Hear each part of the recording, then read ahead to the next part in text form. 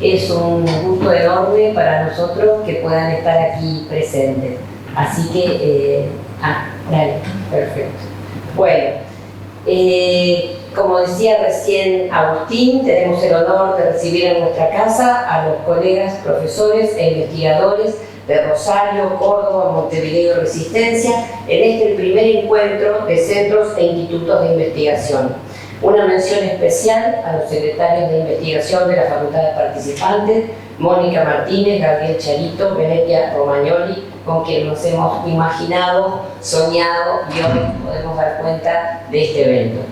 Un encuentro presencial que da continuidad al trabajo que desde el 2020 hemos venido realizando de manera virtual en el marco de triangulaciones en investigación, un espacio creado por la Facultad de Arquitectura, Diseño y Urbanismo en su comienzo de la Universidad Nacional de Córdoba, la Universidad Nacional y la Universidad Nacional del Litoral. En el contexto de la pandemia, para reconocernos, conocernos, dialogar, debatir acerca de los temas centrales para la investigación en arquitectura, diseño y urbanismo, en el contexto de la agenda actual. Este evento presencial sin duda nos permitirá afianzar vínculos, ampliar y seguir consolidando este espacio de trabajo en común. Triangulaciones surge entonces en el 2020 como un ámbito desde que compartir la producción de los jóvenes investigadores, científicos, becarios SIN y sobre todo un espacio para difundir la producción de los proyectos de investigación, alentando la transferencia, la innovación y la creatividad puesta al servicio de la ciencia y la técnica.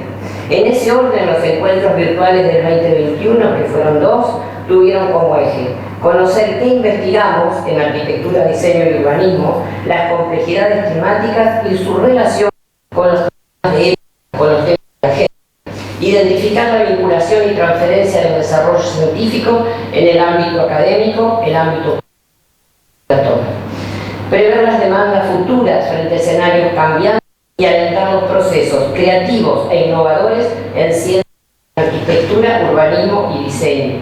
Y contaron además con los aportes de 25 expertos de distintas universidades de América y Europa, quienes aportaron sus puntos de vista en las jornadas con nosotros, exponiendo sus trabajos y debatiendo acerca de problemáticas globales y locales que impactan en programas y proyectos académicos. En este marco y dando continuidad a lo realizado, el primer encuentro de centros e institutos de investigación de las facultades de arquitectura de universidades públicas se propone abordar los siguientes puntos. Visibilizar la labor que llevan adelante los centros e institutos de investigación en dar a conocer esas actividades que se desarrollan dentro de las facultades de arquitectura y diseño. Conformar una red de trabajo conjunto para el fortalecimiento de los espacios de investigación y transferencia en nuestras facultades. Diseño.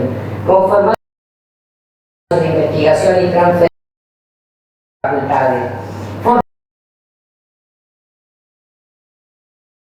Es simplemente para contextualizar una producción. Se lo dijimos a Liernur, cuando las voces, que todos colaboramos, ¿se acuerdan que cuando se produce el diccionario de arquitectura, capitaneado por un equipo que lidera obviamente Liernur, bueno, acá va a pasar, si no son personas comprometidas, se lo ven en los dibujitos, ¿no?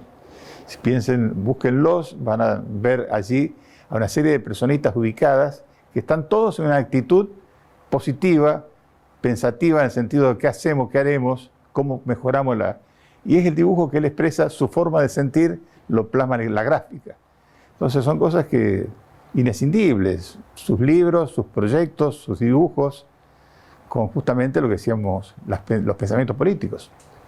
Te hago una pregunta que a lo mejor es incómoda porque en realidad lo tomo de 2 frases que dijeron antes Ramiro y Julio. Si tuvieras que pensar en el Tarín puro, en el Carli puro, porque sí, en reiteradas oportunidades ellos se refieren, eso es Carli puro, eso es Carli. ¿Qué es para vos, o qué recordás, o qué rescatás de qué sería la pureza de Carli? ¿Qué es la esencia de Carli? Tiene tantas aristas, tantas formas de introducir justamente a buscar cuáles son las cualidades, tiene tantas virtudes, que es difícil que haya una sola pregnante o predominante. Pero justamente es esa, la capacidad de interpretar a la sociedad e involucrarla, comprometerla dentro de lo que es un proyecto genérico, general, donde él siempre la figura principal. Siempre va a ser el maestro, siempre va a ser quien dirija, porque es lo que ha hecho toda su vida. Lo demás, de manera absolutamente, no digo complaciente, al contrario, aceptando, somos los discípulos, los que tratamos de interpretar y buscar la manera tal que se expresa en su obra, en su contenido, en su propuesta, en sus libros, buscar la manera de tratar de repetir, por lo menos, o emular lo que es esta forma de ver la realidad. Hay una cuestión que por ahí no ahondamos mucho. César, como candidato a Intendente. ¿cómo se involucra en la vida política? Bueno, lo que vos tengas experiencia. Sí, César, como decíamos hoy, no es el político clásico, es un político diferente. Con lo cual, dentro de lo que es la formalidad de la política, él tiene una sola campaña que yo recuerde, ¿no? Que es la de Intendente de Santa Fe en el año 1991. Y en ese sentido, él, a través de la convocatoria del partido en gestación, prácticamente estaba introduciéndose en Santa Fe honestidad, trabajo y eficiencia, proveniente del socialismo rosarino particularmente, donde tenían los bastiones, en el caso de la Municipalidad de Rosario, que estaban trabajando hace un tiempo allí, recalan en Santa Fe y eligen esta figura principal a los efectos de proponerla como candidato a intendente. Y hace un rol respetable, destacable, muy digno. Peleaba contra contrincantes de mucho peso para esa época. Estábamos recuperando la democracia, volviendo un poco al estado de república, y en ese marco se inserta él como una muy buena elección en su primera y única incursión dentro de lo que es el sistema político normal o habitual. ¿Y qué mirada, creo que no sé si lo tocamos en un momento presente, qué mirada tenía él de la ciudad como urbanista, integrador? Y siempre... Sí. La mirada de campo urbanista. Sí, una mirada muy amplia, muy comprometida, extremadamente inserta dentro de lo que es la lógica de las cuestiones sociales, a los efectos de incorporar al otro, al que piensa, como decíamos hoy, diferente, o al ciudadano común, dentro de una política de Estado principal, donde la tendencia o la pretensión era mejorar las condiciones del futuro. Siempre trabaja en esa línea. Creo que no. Un chico, salgo de la luz, me voy a pero Villanueva, bueno, a un conjunto de gente, no solamente a Rojas en Chile. Bueno, entonces la cuestión es ubicar ese Carli que no quiero insistir en ese punto porque parece de mala leche, como que no lo había leído a Frampton. El texto de Frampton es bastante moderno para la generación de Carli. Entonces, incluso es posterior a todos los textos más conocidos de Frampton. Entonces me parecía importante que él lo viera. De alguna manera para despertar esto que acabo de decir, digamos, yo no olvido que fui profesor de Historia de la Arquitectura, entonces en el sentido que la lectura de un texto fundante, no solamente porque encuentra valores a estos racionalistas americanos de la periferia, sino que la tesis de Frampton es que lo que define la arquitectura son los medios de producción. Eso es lo que dice Frampton. Y eso es lo que dice Carli. Los medios de producción son los que van a determinar, o por lo menos en otros conceptos, ¿no es cierto? Él no es tan así. Ojalá lo hubiese dicho así como lo acabo de decir yo. Entonces no habría discusión. Pero no lo dijo así. Hablaba de lo fenoménico, hablaba de lo técnico-práctico, hablaba de la morada del hombre. Eran todas metáforas que de alguna manera resbalaban o deslizaban el concepto central de la teoría. ¿Y por qué digo esto? Ya para centrarnos en el tema que a mí me pidieron de la facultad, que no me olvidara del humanista, del artista, del dibujante exquisito que fue. Recordar eso, Acuérdense, recién lo dije, una facultad que era escuela de arquitectura, metido en el... Yo la viví esa facultad, yo la puedo contar muy bien. Nuestra generación, mucho después de Carli, fue la encargada de reemplazar los ingenieros por los arquitectos de la facultad. Nosotros nos plantábamos en todas las materias. Nosotros dábamos las 12 matemáticas en la misma carrera de ingeniería, con todos los sufrimientos que eso significa. Bueno, entonces, y la otra pata humanista era de la de los artistas. Hernández Larguía, estaba un montón de gente. Y entonces, cuando uno mira la obra de Carli, de alguna manera, no quiero forzar esta lectura, pero medio como encuentra esas dos cosas. Encuentra la matemática, encuentra las ciencias duras, encuentra esa analogía que permanentemente de la racionalidad de las ciencias duras, y por el otro lado esa beta del artista, esa beta del dibujante, del humanista. Entonces diría, con algunas salvedades, que esa podría ser una especie de ubicación temporal, epistemológica de nuestro prócer, digamos, local, en el sentido que se debate entre contradicciones básicamente conocidas. Es decir, la idea de las ciencias duras todavía está presente. En la Facultad de Arquitectura vos podés partir perfectamente, bueno, hay más áreas ahora, pero originariamente se arrancaban en esas dos.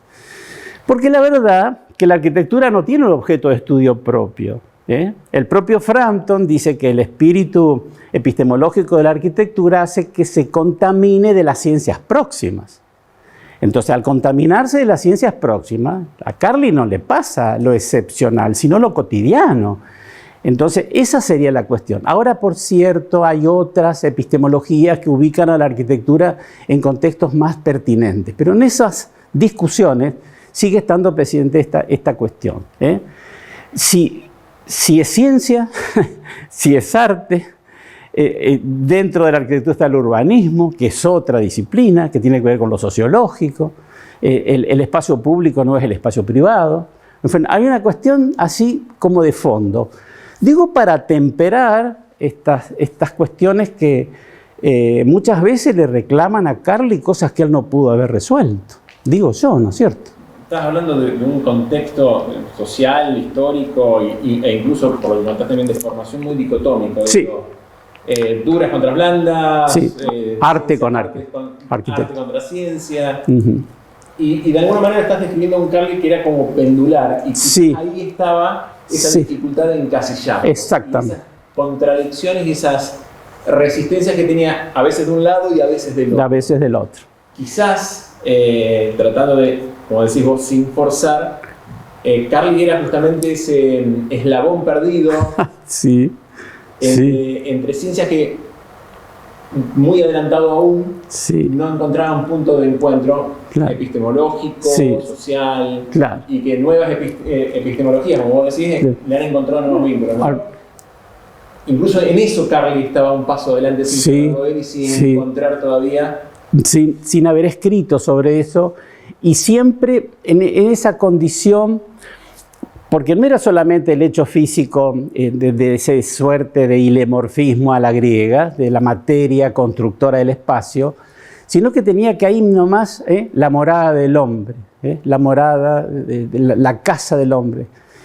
Dentro de las cosas que él me regaló, que me regaló muchas cosas, los libros casi todos, incluso la última dedicatoria es muy sensible para mí, es hasta graciosa, la voy a leer dentro de un rato. El último libro me lo dedicó, porque no tengo libros dedicados por él. Al principio mi relación era más solemne, tan así que cuando me regalaba el Trópico, puso una tarjeta, ni siquiera la escribe. Y entonces en ese contexto me parecía importante la distinción esta que estamos haciendo, que está bien que me la aclares para abundar. Yo cuando en un determinado momento le discuto un punto de uno de los libros, Breve consideración gestáltica, nosotros en arquitectura, en morfología y sobre todo en la morfología 2, estoy hablando cuando yo todavía era docente de la Católica, dábamos bastante en profundidad la teoría de la Gestalt. Koska, Wertheimer, Kafka, cuando pasa en Estados Unidos, las escalas de Wertheimer, la teoría del color de Wertheimer se enseña mucho, y sobre todo en la escuela rosarina. Bueno, acá después eso se perdió. Se enseña un poco de eso. Entonces, yo le discuto el capítulo que se llama Breve consideración gestáltica. Le discuto así a fondo. Y entonces me dice, esto tenés que hablarlo con mi hermano, porque este capítulo lo escribió él. Bueno, era un hombre mayor, que fue después del episodio del suicidio, psicólogo, o una formación en psicología, no estoy seguro. Una cosa siempre quedó en la nebulosa. Un hombre muy retraído, vivía con la mamá en el General Paz. Entonces yo fui y fue una especie de visita muy próspera, porque me la presentó la mamá, la madre, una mujer encantadora. Es la mamma italiana, es la mujer amorosa, la que se saca con él, con el esposo, la foto en la galería que está en el libro. Una mujer blanca de cara redonda, y ella me dice, ¿ves esa escultura que está en el patio? Esa la hizo César cuando era chico, y es una figura humana, hermosa, en tamaño casi real, de un niño, en un cemento directo. Bueno, después tenía una serie en la galería, una serie de acuarelas muy breves, y después sí, conozco ya más adelante, para hablar del arte que él frecuentó, era por supuesto una vertiente totalmente autodidacta, pero que tenía un espíritu realmente renovador de las artes plásticas, porque los colores de esas acuarelas eran muy inteligentes, sus planos eran básicamente cubistas, entonces no era una cosa edulcorada, figurativa, así a las escuelas de arte tradicionales. No, él había avanzado bastante. Él tuvo, en esa área en Rosario, lo tuvo Avanzo de profesor de plástica, que fue un gran plástico santafesino, un gran plástico. También lo tuvo a Uriarte, la tuvo a Grela. Eran personas que en aquel momento brevemente trabajaron en la facultad hasta que se dio toda una reformulación a raíz del cambio de paradigma, cuando se consigue que la Escuela de Arquitectura se transforma en facultad, se da todo el episodio de dividirse del litoral y el traslado de ingeniería a la Siberia en esos galpones que nos hicieron. Nosotros hicimos la mudanza, si yo puedo contar esa parte. Entonces, esos docentes, cuando nosotros llegamos, ya no estaban más. Ya la materia se llamó visión, ya no era más plástica. Los maestros del arte quedaron en su arte, siguieron trabajando. Algunos empezaron a morir próximamente porque eran todos mayores. Guido tampoco ya estuvo más en la facultad. Para que se entienda, porque a Guido lo relaciona con el peronismo, entonces ya la Libertadora lo echó a Guido antes de que Carli fuera estudiante de la facultad. Entonces toda esa cuestión me parece que, yo trato de ser didáctico en esto, entra en la cabeza de la gente, como entraron en mi cabeza. Yo hice la mitad de la carrera en Córdoba y la otra mitad en Rosario. Y a mí me funcionaba la cabeza en función de las cosas que nos decían los profesores. La cabeza humana no es una invariante, no es una invariante, es algo que está permanentemente en ebullición y va tomando, y lo digo ahora, y mis amigos lo saben, a mí la intelectual que más me marcó en mi carrera como arquitecto y como intelectual fue Marina Weissman. Yo le cursaba y fui ayudante de alumno sin que me pagaran un mango en Córdoba por escuchar las clases de Marina Weissman. Daba una materia en primer año que era maravillosa, se llamaba Integración Cultural y nos paseaba por toda la historia del hombre y toda la historia de la modernidad, de alguna manera como para prepararnos qué cosas nos iban a hablar en arquitectura y en las materias de historia de la arquitectura. Fíjense lo que hacía Marina. Era muy ambicioso. El programa completo de los textos que había que leer nos preguntaba qué habíamos leído en el secundario. Nosotros de literatura argentina no habíamos leído nada. De la literatura universal, muy poco. De historia universal, muy poco. Entonces, lo que ella había armado es una especie de compendio de evolución del pensamiento en función de algunos textos clave. Entonces, marxismo, romanticismo, liberalismo, y las relaciones que establecían esos grandes textos o metatextos, como le llamaba ella, con lo que era la circunstancia nacional de esos textos. Entonces, los ejercicios eran fantásticos. Yo recuerdo mucho que en un examen, yo era ayudante ya ahí, y le pregunta a un alumno si el romanticismo había constituido una filosofía. Una pregunta Ahora fíjense, a Kant se le reconoce una actitud romántica como filósofo, pero en realidad no es filosofía romántica la de Kant, tiene otra estructura epistemológica. En aquel momento, si vos decías que el romanticismo era una filosofía, Marina Weissman te aplazaba, porque decía que el romanticismo, independientemente de los grandes pensadores románticos alemanes, no había constituido, por lo menos desde el romanticismo que enseñaba ella, que era desde la historia del arte, evidentemente no había ninguna conexión. Ahora sí, hay textos que se encargan justamente de relacionar las filosofías más hegemónicas del pensamiento alemán con la estética romántica de los pintores, fundamentalmente franceses románticos. Entonces, eso quedaba claro, para que ustedes vean la densidad que tenía nuestro programa. A mí me había tocado un trabajo sobre Borges, muy breve, por cierto, a raíz de que Borges, en esas épocas, yo empecé a estudiar en el 62 en Córdoba, y en el 64 da una conferencia para los estudiantes de arquitectura en lo que es ahora el Teatro General San Martín, que era el famoso Riverindarte de Córdoba, una obra de Tamburini fantástica. Bueno, fuimos toda la facultad, que era la capitaneada por Marina Weissman, estaba lleno el teatro con estudiantes de arquitectura y ella se pone frente a Borges y le hace la entrevista a Borges, preguntándole cosas para los arquitectos. Yo no me voy a olvidar nunca de eso. Esa cosa, por eso es como para que me crean que eso te forma la cabeza, y sobre todo en un joven que yo en ese momento tenía 22 años. Entonces, y Carly, vos decías que también en el 64. Carly también era el 64, pero en la escuela de Rosario con otra epopeya totalmente diferente. Hay una definición de los rosarinos que yo creo que está bueno que la graben porque yo la he repetido muchas veces, pero como no lo voy a escribir nunca, esto va a quedar en la memoria colectiva. Ramón Gutiérrez, que dio muchos años clase en Rosario, post-Carly, decía que Rosario nunca podía formar un ejército de línea. ¿Por qué? Porque eran todos francotiradores. Y que eso se notaba mucho en la Facultad de Arquitectura.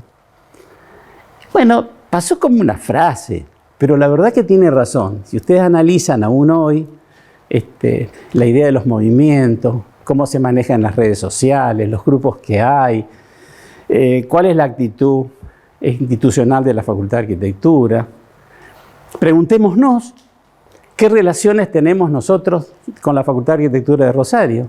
Pregúntenle a los rosarinos las relaciones que tienen con todas las universidades que a ellos les interesa relacionarse. Europeas, todas, americanas, las que quieran, brasileras. Entonces, la pregunta del millón. Nosotros, ¿por qué no nos relacionamos con la Facultad de Arquitectura? Tenemos más relaciones con la de Córdoba que con las de Rosario. Bueno, a lo mejor no tiene nada que ver Carly con esto, pero sí tiene que ver con un espíritu del lugar que es el que yo quiero marcar, que de alguna manera diferencia ese ethos que tienen las instituciones respecto de lo que después pensamos los arquitectos, los abogados, los médicos, porque hay como una matriz sociocultural que imprime ciertas opciones, ¿se entiende? Van apareciendo estas cosas.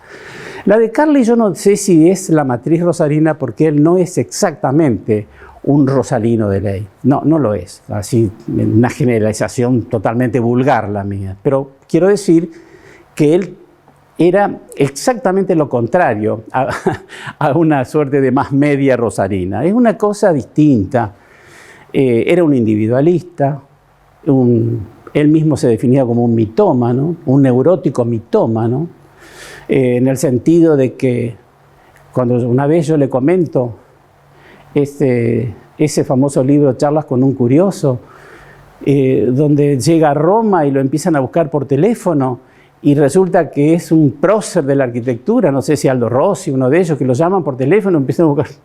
Yo le digo, esto es ficción, César, esto es totalmente ficción. A vos ningún maestro de arquitectura que le hacía las preguntas de ley. ¿Cómo se enteraron que llegaste a Europa? ¿Cómo llegaste a Italia? Bueno, entonces él se reía mucho de todo eso. Pero nunca aclara, nunca, por lo menos, léanlo al libro, si no lo leyeron, o revísenlo, y van a ver que son historias imposibles. Son historias imposibles desde el punto de vista de la credulidad de los hechos narrados. ¿Por qué? ¿Y por qué ficción? Es absolutamente ficcional. Y no es solamente ficcional ese relato, que es una narrativa literaria, sino que también hay ficción en su arquitectura. Hay una utopía arquitectónica en Carli que es manifiesta de ese sentimiento de individualidad, repito el término porque lo dijo él, ¿no es cierto?, de neurosis, de mitomanía. Entonces, incluso yo subrayé, lo que pasa es que no vamos a marcar tantos detalles, pero él mismo cuando termina la frase va diciendo, sí, esto es un tanto simbólico, esto es un tanto utópico, esto es un poco imposible de construir. Él nunca abandona esa condición de que tienen que cambiar de demasiadas cosas para que esa arquitectura que él está proponiendo se pudiera materializar. Voy a tomar más agua. Me voy adelantando una pregunta. Dale. ¿Cuánto de toda esa matriz rosalina o cuasi rosalina está presente en Carli y cuánto de esa... a lo que voy. Recupero una pregunta que hizo Liernur, creo que me habías dicho que estaba haciendo el diccionario. Sí, Liernur. ¿Por qué había que ponerlo a Carli en ese diccionario? O sea, ¿cuál es el valor de Carli en este contexto? Su producción.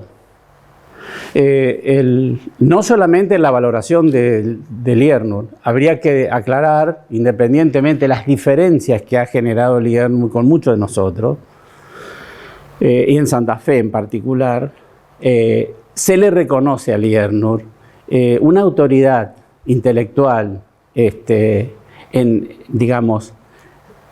la teoría y en la historia teórica de la arquitectura argentina que es absolutamente cierta. O sea, nadie puede chicanear o quitar valor a la producción teórica de Liernur. O sea que uno puede en todo caso discutirle algunos tics, algunas cuestiones así menores de procedimientos, pero nunca, o sea, por lo menos que se conozcan así públicamente, porque como ustedes saben, la arquitectura está permanentemente enfrentada a textos, ¿no?, y a su divulgación cultural. Entonces, cuando yo afirmo eso, porque esa charla la tiene con nosotros, en oportunidad, yo repetía en un concurso que viene a Santa Fe, se le dice a quién poner. Y en ese sentido, él lo que tenía son la cantidad de textos que había escrito, su defensa de la arquitectura regional, porque Carli se rompió las pestañas para explicar que ese regionalismo no era el regionalismo crítico de Frampton, pero era el regionalismo al fin, que tenía que ver con el hombre situado, con el paisaje, con el clima, con la sociedad, con la cultura, con la historia. Esa era la visión, que no es folclorismo. Las analogías que después se encuentran con la cubierta liviana, la casa del gringo, y las asociaciones que él hace para encontrar